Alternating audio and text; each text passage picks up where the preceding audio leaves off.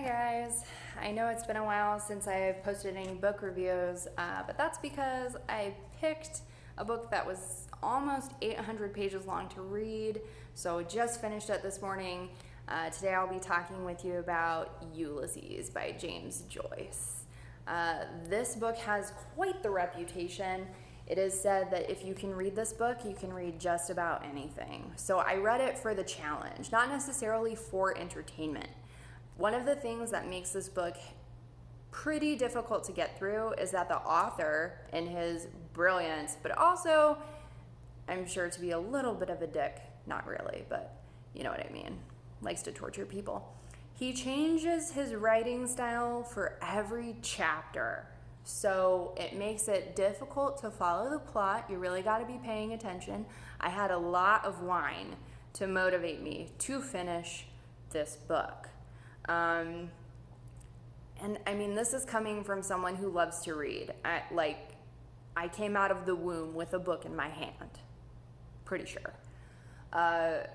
So this book was incredibly challenging. This is like my Mount Everest. There's some really interesting things in here. Like, you can tell he really likes Homer's Odyssey. So there's some parallels in there. There's some references in there. It's got a little bit of everything there. He talks about politics because he talks about Ireland, which is where he's from. He talks about their relationship a little bit with Britain at that time, stuff like that. So there is a little bit of everything in there. He does talk about religion. I think one of the most popular quotes of this book, if I misquote it, I apologize, but I think the gist is, God is a shout in the street. So parts of it are pretty it can really make you think, but again, you have to be paying attention, which at times is very difficult, because you can easily lose track since he changes the writing style throughout the novel. And the last chapter, if you are a fan of punctuation, you are not going to like that last chapter, because there is no punctuation at all. It's just this stream of thoughts with barely a paragraph break in it. And one of the things that when I was researching, why is this happening? Why with the chapters and all of that, is he was trying to replicate the stream of human consciousness. So basically, if you just poured your mind out onto a blank page, you'd probably end up with something like that. A lot of rambling thoughts, not a lot of punctuation, grammar, whatever. But when you're reading it, very difficult to read. And that's in the home stretch. So, yeah. One of the things I did find really interesting about this book is that when they were trying to get it published in America, we had it labeled as obscene, so we didn't want it published here. And there's a court case, and the court decision is actually in the very beginning before the book starts, so I did read that too. It was labeled obscene because of how he described bodily functions. So I think in America this came out about 1921. So, and in UK it might have been 1918. So between 1918 and 1921 this book was published. It's important to remember that you're still on the tail-ish end of what we call the Victorian era. Victorian era in a reference to Queen Victoria.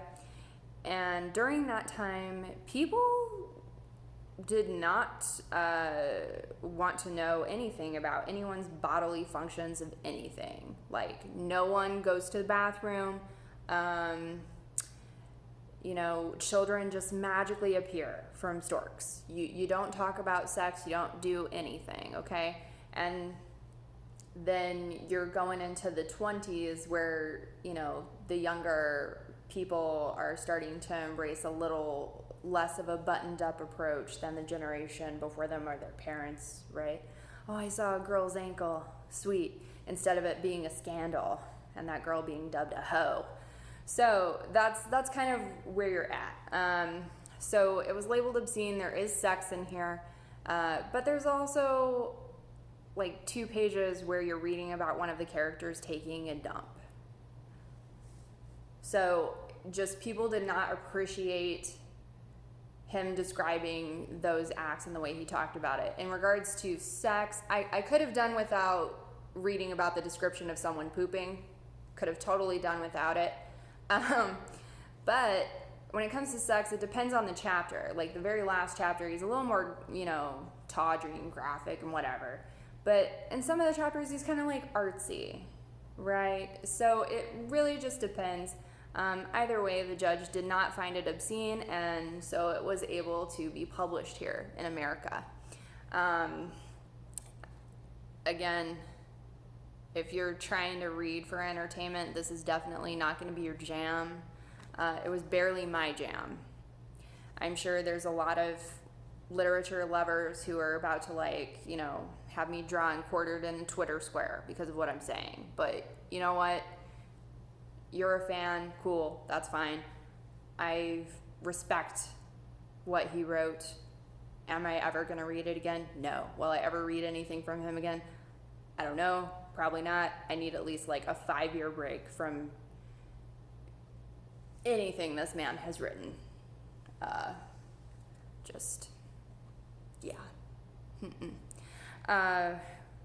But if you want to feel challenged, this is probably the book for you. And I wish you the best of luck. Just know that, wine was helpful.